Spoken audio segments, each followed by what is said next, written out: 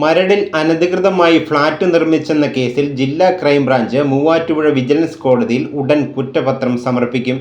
Crime branch central unit DYSP Tomy സെബാസ്റ്റ്യന്റെ നേതൃത്വത്തിലുള്ള സംഘം ഇതിനായുള്ള അന്തിമ തയ്യാറെടുപ്പിലാണ്.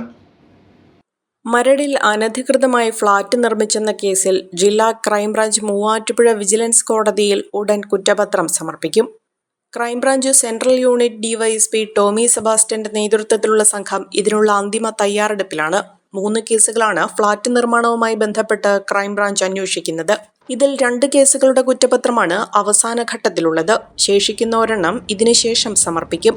Alpha Serene, H2O Holy Faith, Coral Cove എന്നീ ഫ്ളാറ്റുകളാണ് മരടിൽ തീരദേശ പരിപാലന നിയമങ്ങളും നിർമ്മാണ നിയമങ്ങളും ലംഘിച്ച് നിർമ്മിച്ചത്. കോടതി ഉത്തരവിനെ തുടർന്ന് 2020 ജനുവരിയിലാണ് പൊളിച്ചു നീക്കിയത്. മരട് മുനിസിപ്പാലിറ്റി ഉദ്യോഗസ്ഥർ, ജനപ്രതിനിധികൾ, ഫ്ളാറ്റ് നിർമ്മാതാക്കൾ, ആർക്കിടെക്റ്റുകൾ, നിർമ്മാതാക്കളുടെ ഉദ്യോഗസ്ഥർ തുടങ്ങിയവരാണ് കേസിലെ പ്രതികൾ.